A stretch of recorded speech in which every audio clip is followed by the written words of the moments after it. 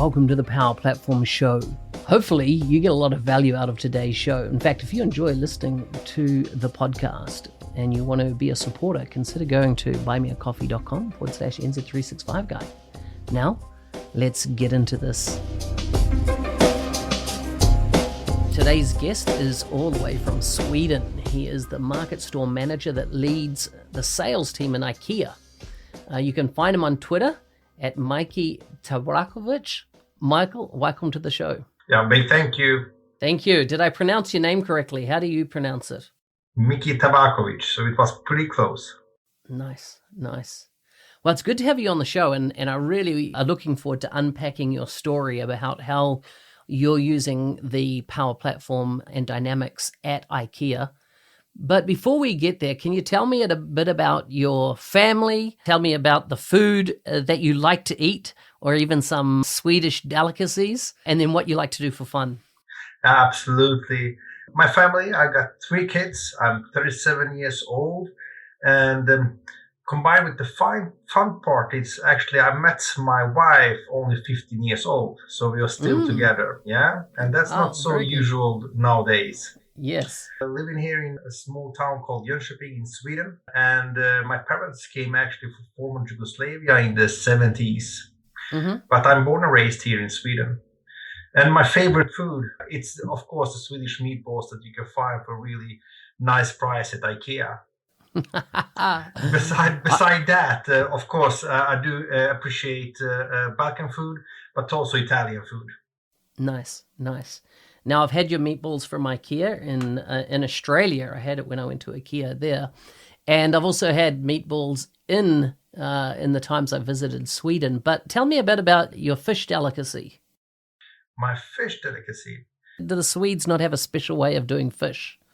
Yeah, we do. But I've never tried it. So I cannot share that experience with you, unfortunately. It's an interesting dish. So before we jump in and understand your role in the organization, can you tell us a bit about IKEA, the history of IKEA? I am actually living in a country that IKEA does not exist in. So IKEA is not yet in New Zealand. But can you, just for our listeners, do a brief history of IKEA? Yeah, and I've been with IKEA for 19 years now and started as a part-time coworker. And that's a lot of people or colleagues of mine that have been doing similar journeys as I've been doing. And I think it's connected to our history. IKEA was founded by Ingvar Kamprad in 1943 and only 17 years old, or young, I would say. And in that time, he was selling products such as pens, wallets, picture frames, like a mail-order business he started up in a small town in Sweden. And in that time, the town was rocky and barren landscape. And when Ingvar grew up, he had to manage with small means to take care of the little that he had. Therefore, it's often said in this place in Sweden, it's called Småland. And Smålanders are stigny and innovative people that have a practical attitude to all problem solvings in everyday life. And that legacy actually still is a part of what IKEA is and explains the success that the company have been doing the past decades. So IKEA today is a global brand and known as a home furnishing dealer, offering affordable products with good design and comfort to all people all around the world. And even though that we have come a long way, I strongly believe that our vision is more relevant now than ever. And the vision for IKEA is to create a better everyday life for the many people. And that was the thing that captured me in the beginning when I started with IKEA. It was the culture and the vision that we have as a company. That we have still a lot of new things to explore. And if we explore and develop as persons, we will also develop the company. So it's about the entrepreneurial spirit that have been there as a part of IKEA that have kept me working here for so long time. So tell us a bit about your role within IKEA. My current role is market manager. That means that I'm responsible for certain area here in Sweden when it comes to online sales, phone sales, and the physical sales in our store. And before that, I was a deputy sales country manager for Sweden. And so your day-to-day role, what does that include doing? What do you, give us a bit of a feel for the kind of activities you would commonly be doing during the weeks or months. It's about supporting my management team. I have a privilege to have a management team by 7 persons. They're hired doing different parts of taking care of both our coworkers and our customers, and providing our coworkers with right tools to be able to fulfill the needs of our customers. And by that, taking steps towards our vision to create a better everyday life for the many people in our area. And for me, it's also important to build relationships together with the community around the city that we are operating, but also taking care of and predicting what is the future needs of our customers. And especially now when we are soon, I hope, post-COVID discussions that have been, of course, affecting not only IKEA, it has been affecting all businesses all around the world.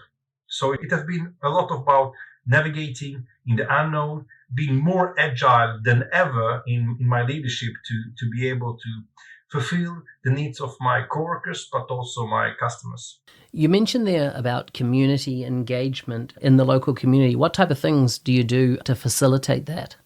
It's connected to come closer to areas in Sweden where we have struggles with people not have afford to be able to eat for today, or it's also could be connected to sustainability work together with other vendors or partners. How can we give back to the society and help people for having a good life in and outside the homes? Yeah, really good, really good. Tell us about, you've implemented some Microsoft technology within your business.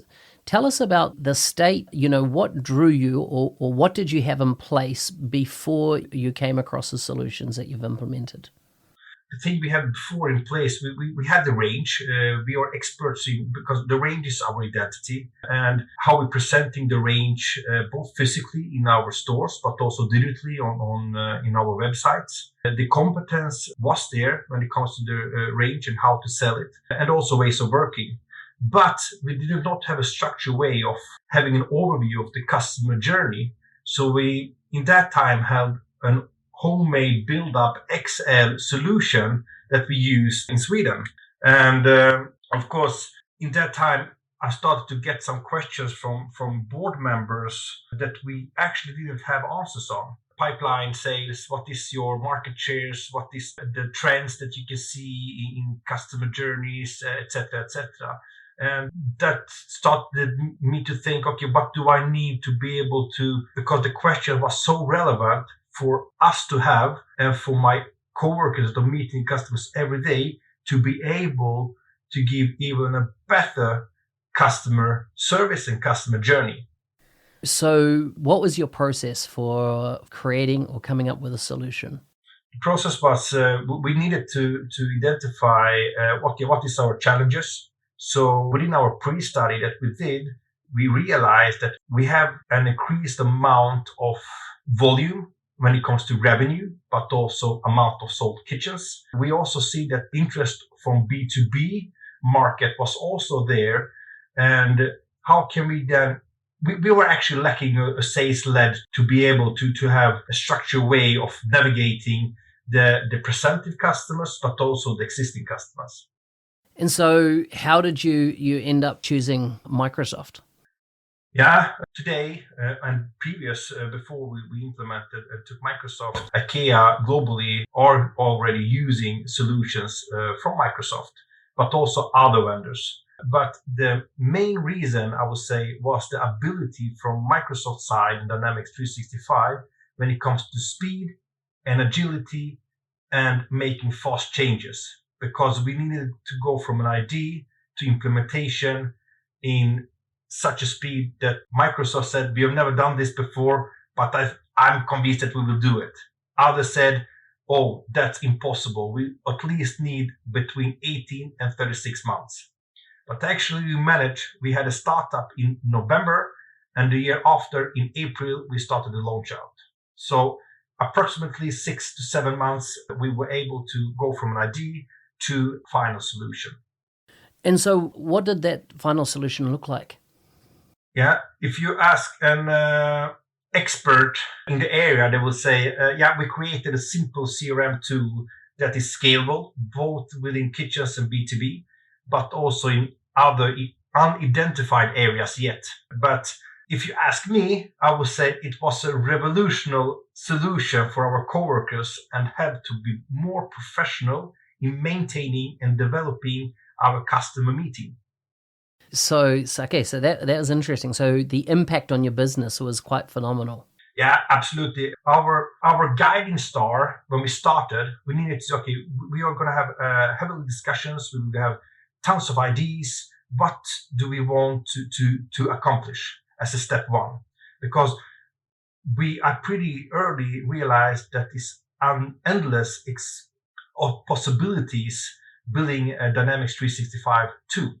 So we put it up. The aim is to be able to the customer feels that IKEA sees me and the coworker feels I see the customer.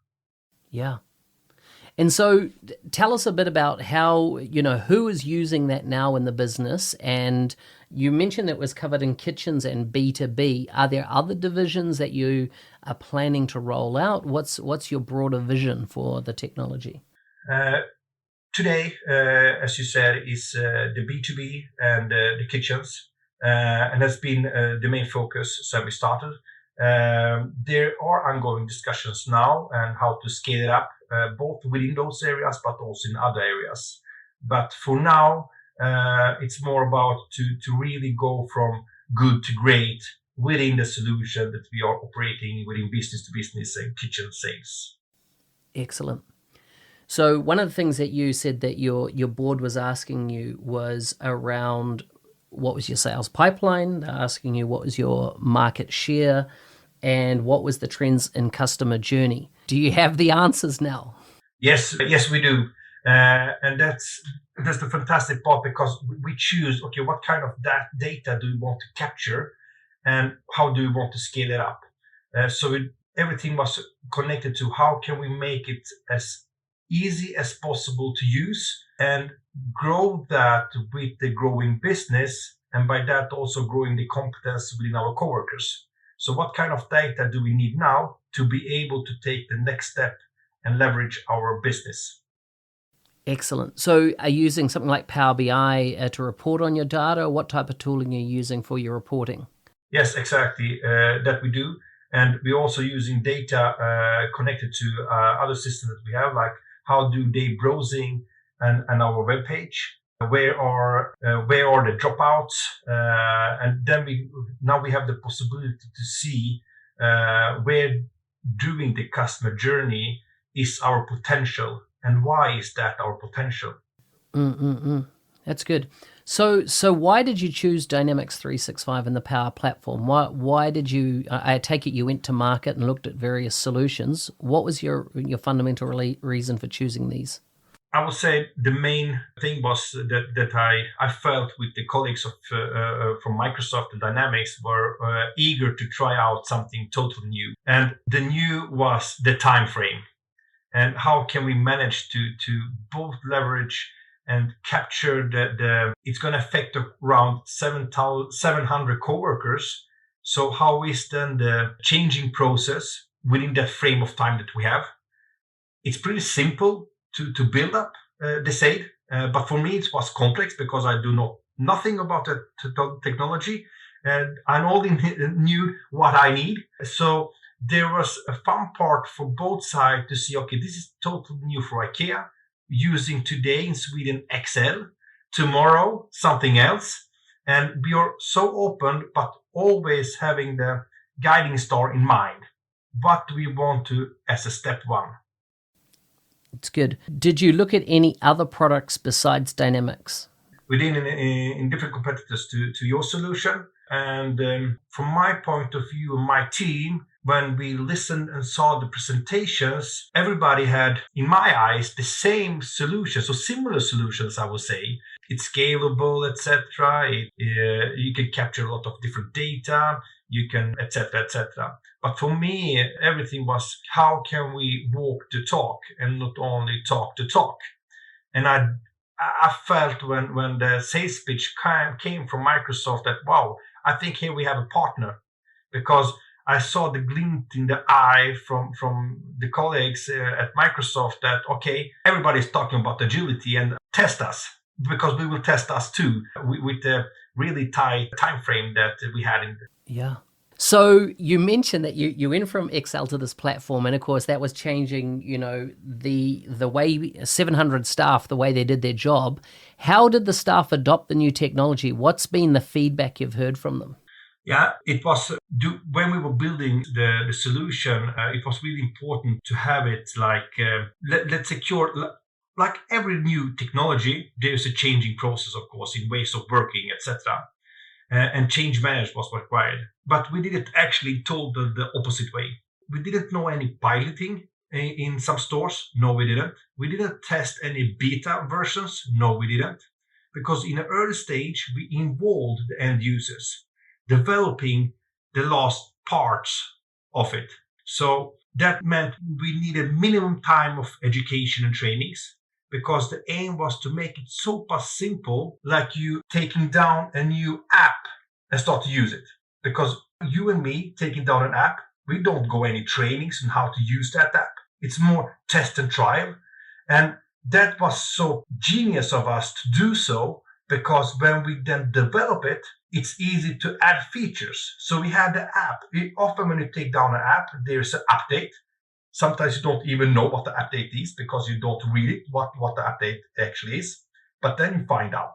So for us was, let's the solution grow with the business and grow with when the coworkers are ready for the next interface and the next step, developing the customer meeting in the end. I like it. I like it. How has the pandemic, the COVID-19, how has your solution played a part in it? Has there been any impact? I will link that to the benefits using Dynamics 365. And I actually, before this meeting we have today, question some end users. And they're saying nowadays we can secure a world-class customer experience. And some of them still remember the goal that we had is achieved. That it means that the customer feels that we see them. So connected to the pandemic, I would say it's in a positive way, 100%. Because now we have had the ability to build up data that have been used during the pandemic, but also that will be used after pandemic, and both within B2B and kitchens. Because now we can be there some steps ahead of our competitors when we entering, if I can say, the new normal everyday life. Yeah. And now we are starting to get ready to explore what can we more do with that data. How can we convert it to AI technology, etc., etc. It's excellent. It's excellent. So, have you changed the system much since you've implemented it? Have you released new features, done more in it? A lot of minor changes have been done. I would say since day one, and that's one of the many good things with using Dynamics 365. Yeah, it's flexibility, right? Exactly. And so, future plans. What do you see, or how are you going to use the technology within your business? Yeah, it's more being in front of predicting the future. How will businesses work going forward? What type of businesses will allow coworkers working from home? What type of businesses will change the way of interacting in physical places that they're owning today?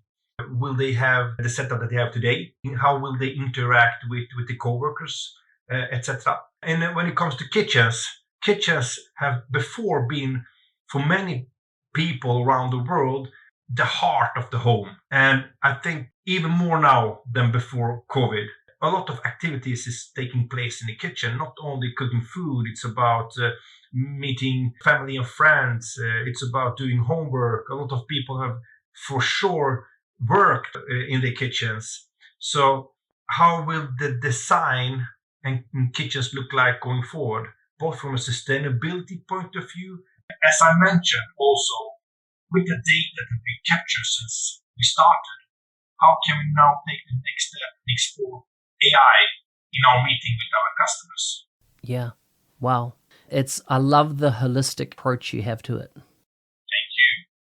I always like to wrap up the show with a few random questions. So this is not related to what we've just discussed, but just about life in general. And I always worry sometimes when I ask these questions, do they translate across culture? So I will try them on you. Is that okay? Absolutely. Okay, the first one. Would you rather give up your smartphone or your computer? My computer. If you could have one superpower, what would you choose? Speed. Speed. Wow. Okay, good. And the final one, what's one family tradition that's your favorite? Evening dinners. Gathering all my family together. Oh, I love it. Mika, thank you so much for coming on the show. It's been a real pleasure to have you on and to hear your story. It has been a pleasure to be here. Big thanks to you too. Hey, thanks for listening. I'm your host, Business Application MVP Mark Smith, also known as the NZ365 guy. If there's a guest you'd like to see on the show, please message me on LinkedIn and let me know. If you want to support the show, go to buymeacoffee.com/NZ365 guy. Hey, thanks again for listening. Hopefully you got some value out of hearing the IKEA story today. Stay safe out there and see you next time.